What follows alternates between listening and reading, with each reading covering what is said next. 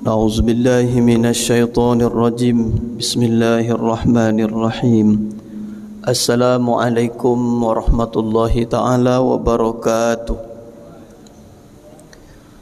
الحمد لله نحمده ونستعينه ونؤمن به ونتوكل عليه ونعوذ بالله من شرور أنفسنا ومن سيئات أعمالنا من يهده الله فلا مضل له ومن يضلله فلا هادي له أشهد أن لا إله إلا الله الملك الحق المبين وأشهد أن سيدنا ونبينا محمدا عبده ورسوله صادق الوعد الأمين قال الله سبحانه وتعالى في القرآن الكريم نعوذ بالله من الشيطان الرجيم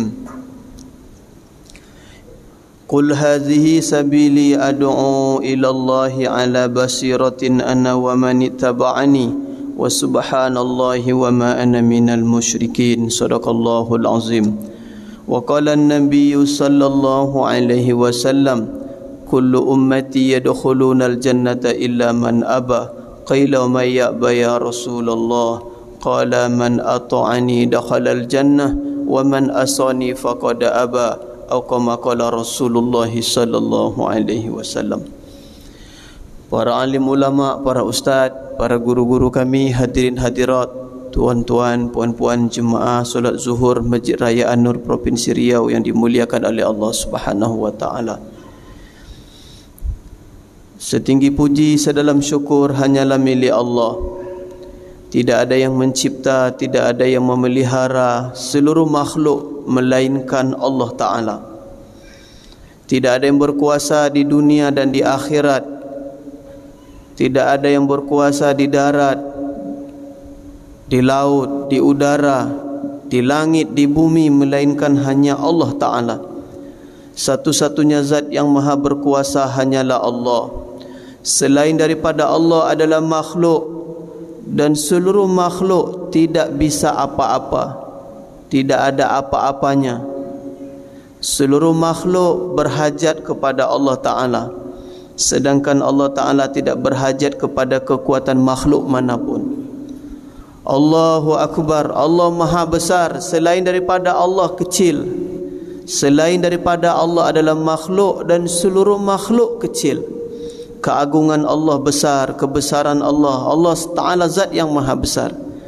Maka ciri orang yang beriman adalah senantiasa berusaha bagaimana memasukkan rasa keagungan dan kebesaran Allah Ta'ala ke dalam hati. Apabila satu orang sudah masuk keagungan kebesaran Allah dalam hatinya, maka ia akan mudah mentaati perintah-perintah Allah. Keinginan nafsunya akan ditundukkan dengan apa yang menjadi keinginan Allah Ta'ala. Apabila dalam hati seseorang sudah masuk rasa keagungan dan kebesaran Allah, maka seberat apapun perintah Allah akan terasa ringan, terasa manis, terasa nikmat, sebagaimana dulu sahabat radhiyallahu ta'ala anhum ajma'in. Hari ini tuan-tuan yang mulia, Bapak Ibu sekalian, karena dalam hati kita belum masuk, termasuk saya juga, karena belum masuk lagi dalam hati saya dan kita semua rasa keagungan dan kebesaran Allah, sehingga untuk datang ke rumah Allah jadi berat.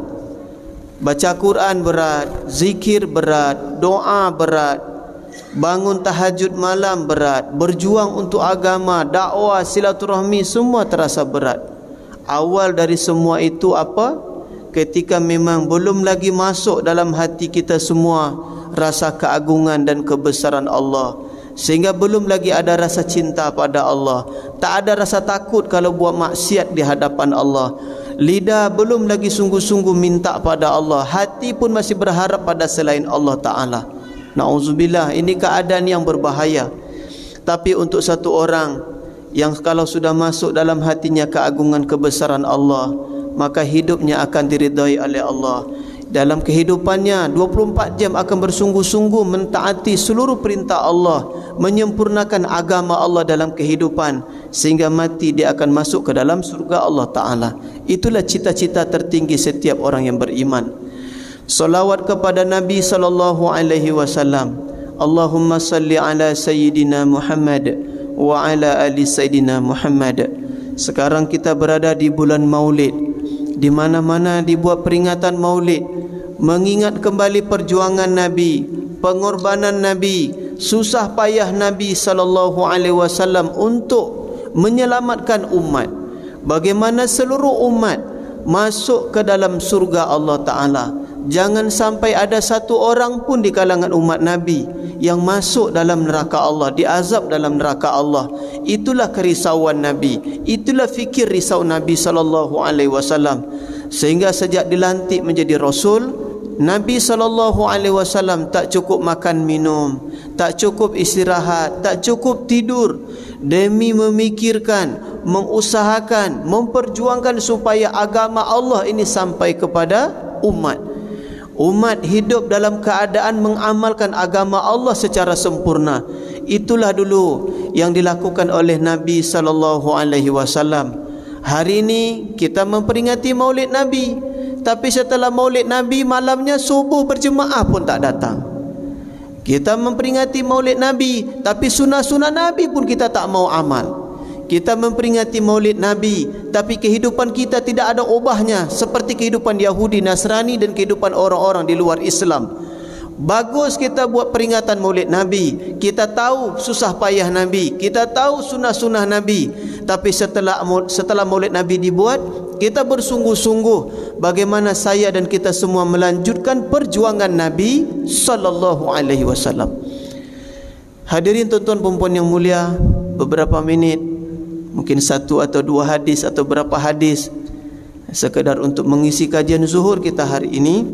Saya akan saya mengingatkan diri saya sendiri dan kita semua, mari kita hayati beberapa hadis Nabi sallallahu alaihi wasallam tentang berapa beruntungnya kita menjadi umat Rasulullah sallallahu alaihi wasallam. Apa untungnya Pak Haji? Dan kita mesti ada rasa bangga menjadi umat Rasulullah SAW. Bayu, selama ini kita bangga, saya ni orang Jawa, saya ni orang Melayu, saya ni Bugis, saya Banjar, saya Minang, saya Batak. Bangga kita menyatakan kita dari suku mana, dari marga mana. Tapi hari ini malang, sungguh malang. Sangat sedikit hari ini orang Islam berani mengatakan saya ini umat Rasulullah sallallahu alaihi wasallam. Saya akan amalkan sunnah Nabi. Saya akan memakmurkan masjid-masjid. Saya akan melanjutkan fikir risau Nabi, perjuangan Nabi. Yang ini nih yang jarang. Yang hari ini kita bangga-bangga apa? Saya dokter, saya dosen, saya polisi, saya tentara. Status-status sosial kita bangga untuk disebut. Suku kita, kampung asal kita bangga kita sebut. Tapi hari ini sedikit umat Islam yang bangga mengatakan saya ini umat Rasulullah SAW. Itu yang sedikit. Hadis riwayat Imam Ahmad, hadis nomor 155. An Anas bin Malik radhiyallahu taala anhu qala Rasulullah sallallahu alaihi wasallam. Dari Anas bin Malik radhiyallahu taala anhu, ia berkata, Rasulullah sallallahu alaihi wasallam bersabda, "Tuba liman amana bi warani marratan." Sungguh beruntung orang yang beriman kepadaku, kata Nabi sallallahu alaihi wasallam. Sungguh beruntung orang yang beriman kepadaku dan ia melihat aku marratan. Nabi kata beruntung ini satu kali. Berapa kali? Satu kali. Beruntunglah orang yang beriman kepadaku dan ia melihat aku, kata Nabi sallallahu alaihi wasallam. Dan Nabi kata ini satu kali. Watuba, dan beruntunglah orang yang liman amana bi walam yarani, beruntunglah orang yang beriman kepadaku dan dia tidak melihat aku, walam yarani, dia tidak melihat aku, sab'a mirarin. Nabi kata beruntung itu 7 kali. Tuba, tuba, tuba, tuba, tuba, tuba, tuba, 7 kali. Beruntunglah, beruntunglah, beruntunglah, beruntunglah, beruntunglah, beruntunglah, beruntunglah orang yang beriman kepada aku dan ia tidak melihat aku. Berapa kali? 7 kali. Siapa di situ Pak Haji? Siapa di situ? Yang Nabi kata beruntung 7 kali itu siapa? Kita lah. Kita beriman kepada Nabi sallallahu alaihi wasallam dan kita tidak tidak melihat Nabi, tak berjumpa dengan Nabi, tak pernah melihat wajah Nabi, tak pernah dengar suara Nabi. Nabi SAW kata beruntung berapa kali Bayu? 7 kali. Apakah kita tak merasa bahagia dengan kabar baik dari Nabi SAW ini? Patutnya kita merasa, saya merasa sangat beruntung kerana saya adalah umat Rasulullah SAW, walaupun kita tak pernah bertemu dengan Nabi, tak pernah melihat Nabi. Macam mana kira-kira? Tapi setelah rasa beruntung, bukan kemudian kita berhenti solat, tetap juga di rumah. Ini tak beruntung lah, ini buntung namanya, bukan beruntung. Kalau kita betul merasa beruntung sebagai umat Rasulullah, kita bangga sebagai umat Rasulullah, kita juga bangga mengikuti sunnah-sunnah Rasulullah sallallahu alaihi wasallam. Bukan hanya bangga sebagai umat Rasulullahnya saja, tapi sunnah-sunnah Nabi kita tak buat.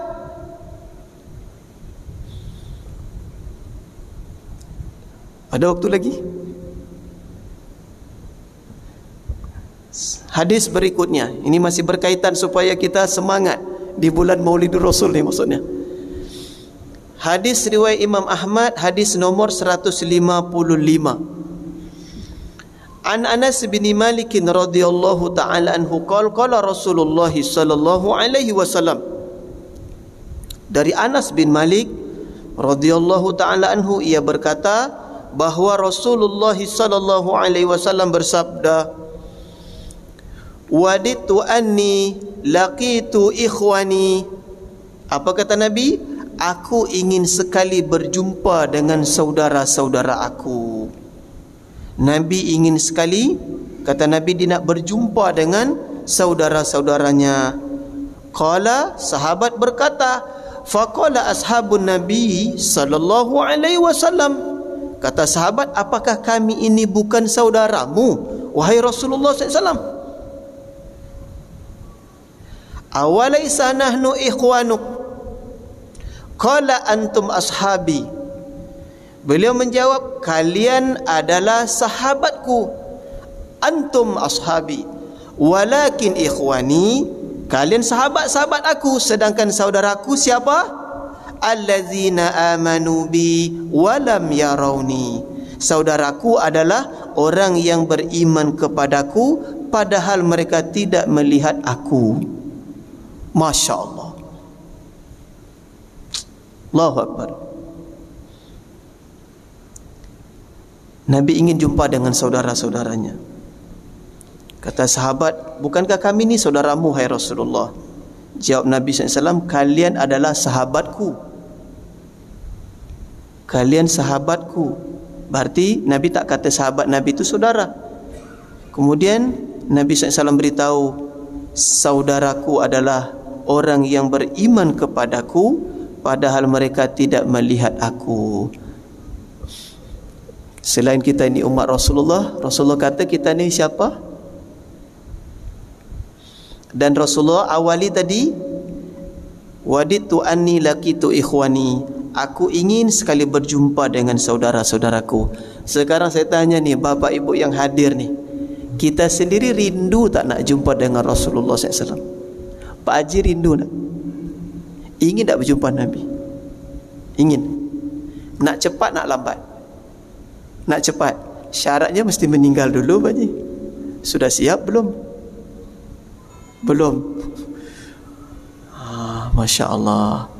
Semoga Allah Ta'ala beri taufik saya dan kita semua untuk bersungguh-sungguh dalam hidup kita yang singkat, yang sebentar sementara di dunia ini. Kita betulkan kehidupan kita seperti mana kehidupan Nabi Sallallahu Alaihi Wasallam.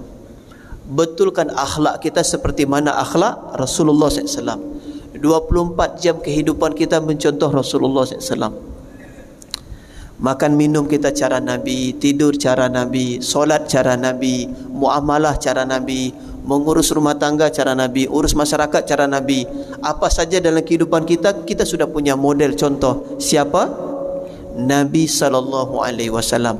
Barulah nanti Nabi Sallallahu Alaihi Wasallam akan panggil kita, mana umatku, mana umatku, dan kita akan bertemu dengan Nabi. InsyaAllah dapat syafaat Nabi. Ketika kita di dunia, kita memang mencontoh Nabi, mengikuti Nabi, mentauladani Nabi sallallahu alaihi wasallam. Sebaliknya, kalau di dunia ini kita ngaku sebagai umat Nabi tapi perangai jauh dari apa yang dicontohkan Nabi, takut nanti di akhirat Nabi halau kita, Nabi usir kita dan kita tidak diakui sebagai umatnya, karena ketika di dunia kita tidak ikut beliau, tidak contoh beliau. Na'udzubillah. Demikian kajian zuhur hari ini. Semoga Allah Ta'ala beri kita semangat untuk bersungguh-sungguh di sisa umur kita kembali melanjutkan perjuangan Nabi, mengamalkan sunnah Nabi sallallahu alaihi wasallam. Subhanallah bihamdihi, subhanakallahumma rabbana bihamdika, nashhadu an la ilaha illa anta, nastaghfiruka wa natubu ilaik.